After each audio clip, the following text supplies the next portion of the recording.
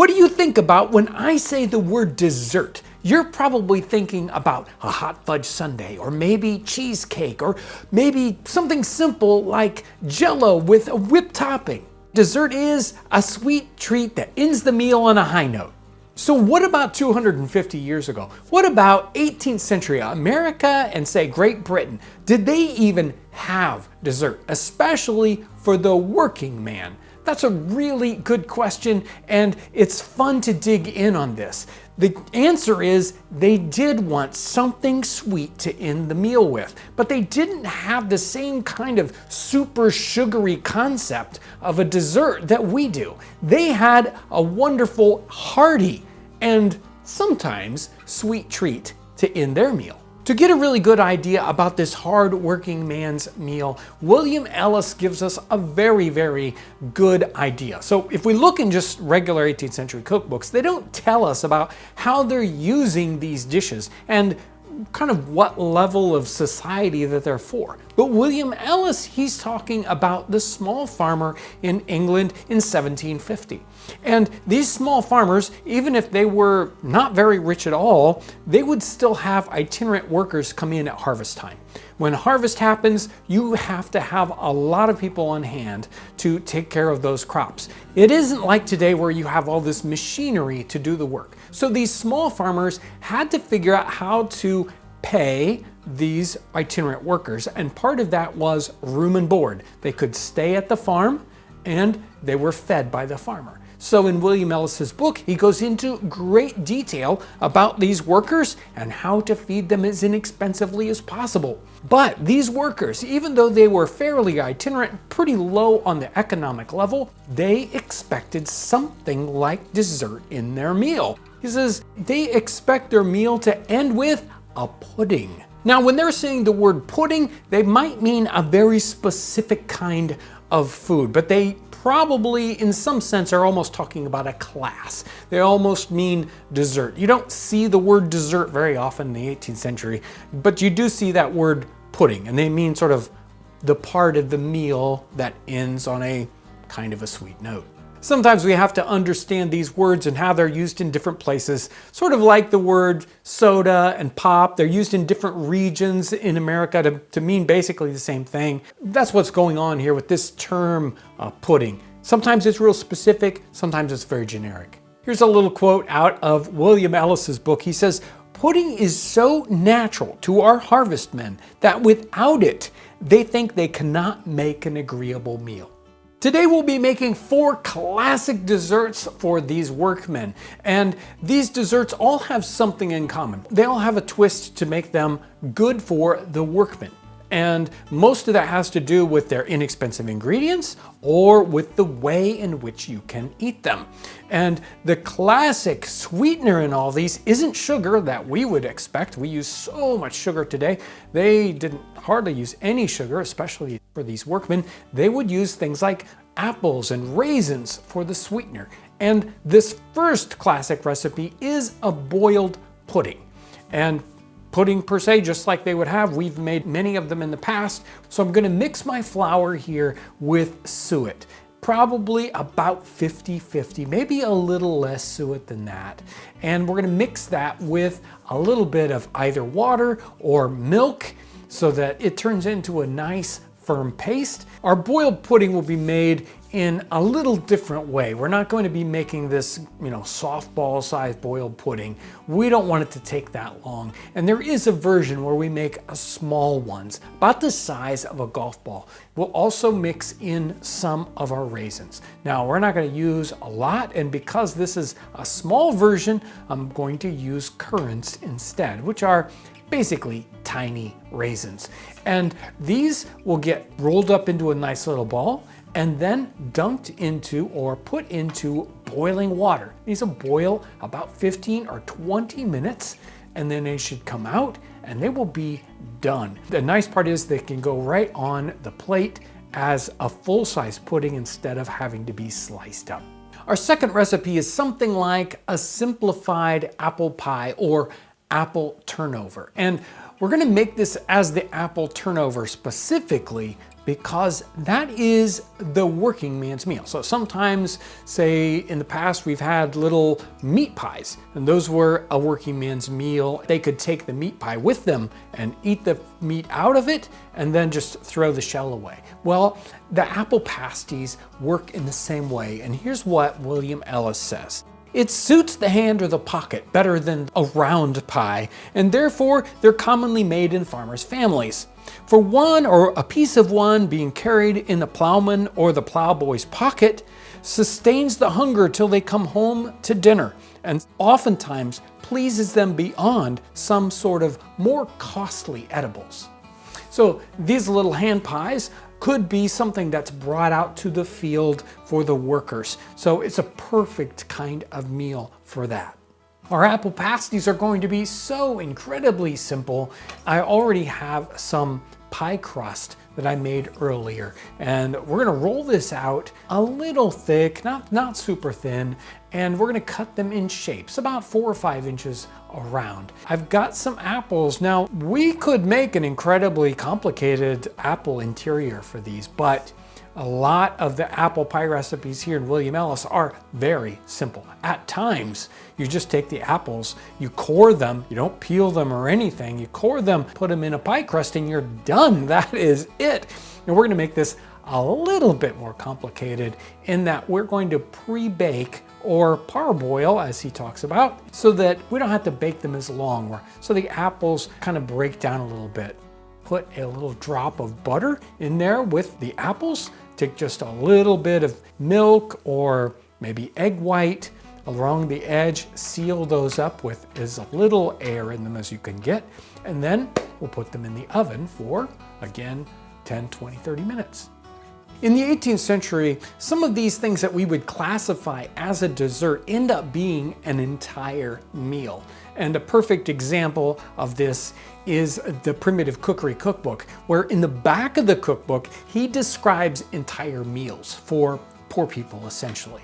And he'll say something like, an apple pie makes a good meal, or a little bit of bread and cheese and some beer make a good meal, and white pot, which we would consider definitely a dessert. That'll make a good meal. Sort of like today if we said, ice cream, that'll make you a good lunch. We're also going to be making a simple fritter, a simple apple fritter. We're not going to boil it in a lot of oil, but almost pan fry it. So might also be classed as a phrase. So sometimes they made a little sort of almost like pancakes with fruit in the middle of them. Again, a classic kind of way to end the meal. Very inexpensive, just flour and a little bit of fruit, and that's about it. We're going to mix up some eggs, yolks and the whites, a little bit of milk, and we're going to make a batter. We'll put some spices in there, a little bit of ginger, one of the most inexpensive spices in the time period. We're going to have some minced up apple. That's really the sweetness here. Basically, we're deep pan frying these. We're just going to get a frying pan and put some lard in here, and that should give us something that's a little different than these other dishes.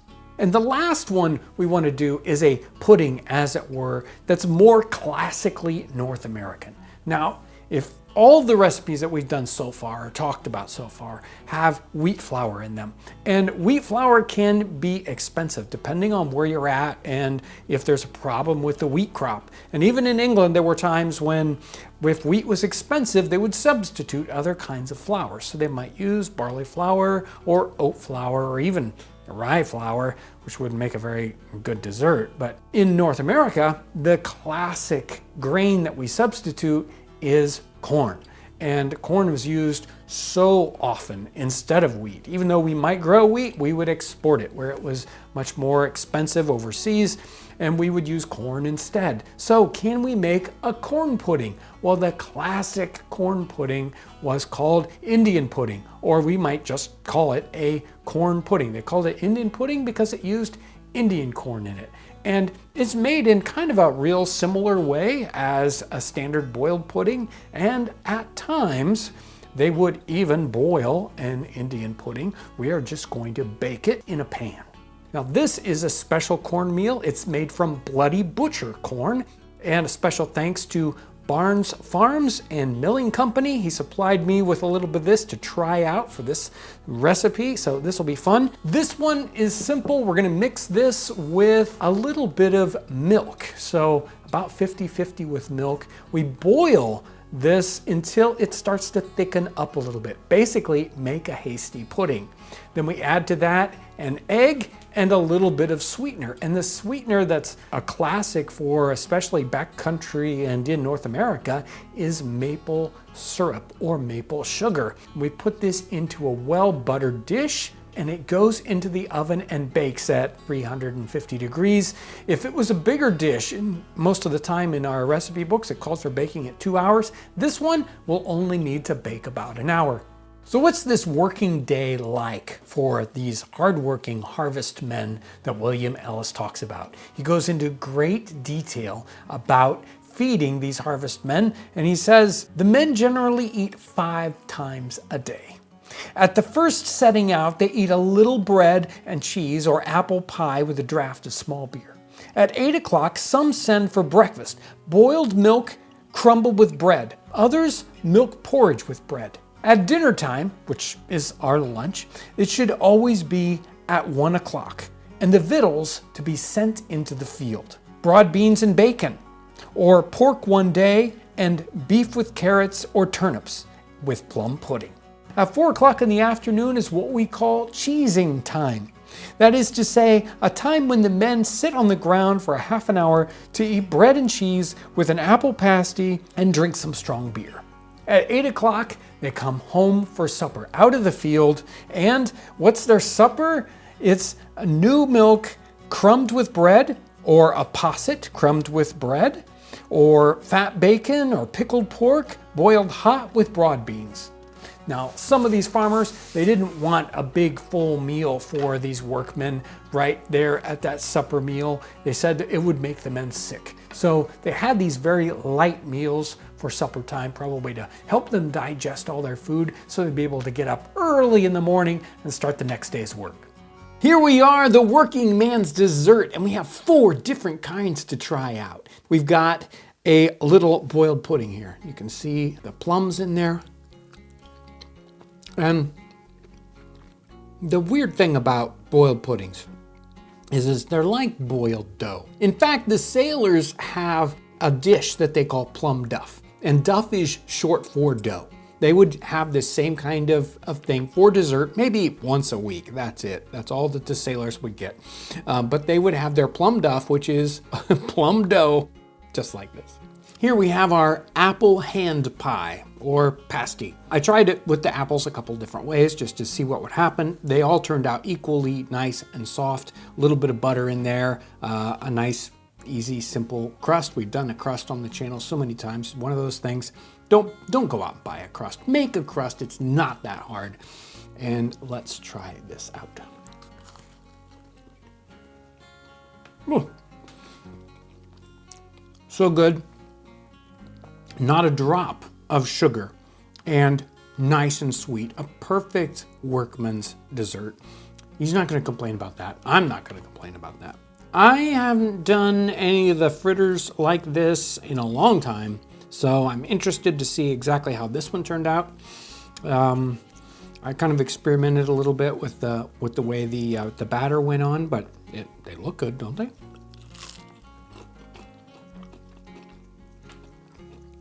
Turned out very good. I might add a little bit of seasoning into this one. I think it had a little ginger in it. Probably needs a little more, maybe a little salt added into that. This one I'm excited because of the grain, and the recipe is from American Cookery for the Indian pudding. So let's try this one out. That's a lot of pudding. So very good. Again, hardly any sweetener in this. I just had a little bit of maple syrup added into it, and tremendous. Now, some of these, they might have added a sauce, might have added say like a half butter and sugar sauce to go on top of those. But this is for the workman's dessert, so it's a little bit on the inexpensive side. Again, a special thanks to the Barnes Farms and Milling Company for the Bloody Butcher cornmeal. It turned out great in this particular recipe. And as these recipes go, all 4 of them are very good desserts. I can see them on the platter of any workman in the 18th century, and these workmen being very satisfied. If they're a great dessert in the 18th century, they certainly are one in the 21st.